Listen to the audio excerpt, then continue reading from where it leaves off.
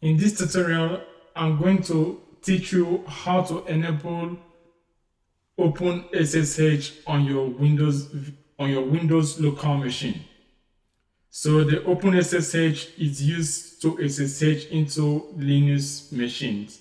I made a video on how to use OpenSSH to access Linux virtual machine. You can check out the video. But for this course, we are just going to focus on how to enable it on your computer. That's on your Windows local machine. So we have to download it, and we have to install it, and we have to start it. So first, to download it, let's locate OpenSSH. If you go to your search bar, let's search for Manage Optional Features. You click on Manage Optional Features. In your Manage Optional Features, you can first check if OpenSSH Server is installed. I'll tap OpenSSH. As I'm typing, it pops up OpenSSH and is only client that is installed. So I want to install the server so that I can be able to SSH into Linux machines. Okay, I'll click on add a feature, and there will be list of features here. Then I will search for OpenSSH server. I will select it and click on install. I will give it a little time to install. Then I will go ahead and start it.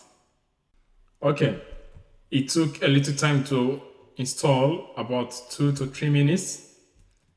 And then if I come to OpenSSH, I should see the OpenSSH server in the list of installed features.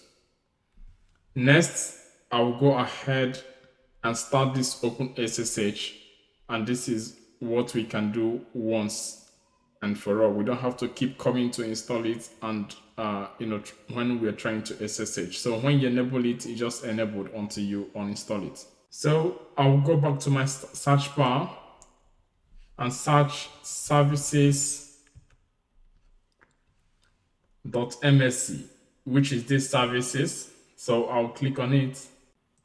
When it opens, we look for OpenSSH server. OpenSSH server, what we have to do is to start it. We right click and then click on start. And then OpenSSH server is running on our Windows local machine. And now we can SSH into Linux machine and update and do some of our jobs. I made a video on how to access Ubuntu machine via OpenSSH. Thank you.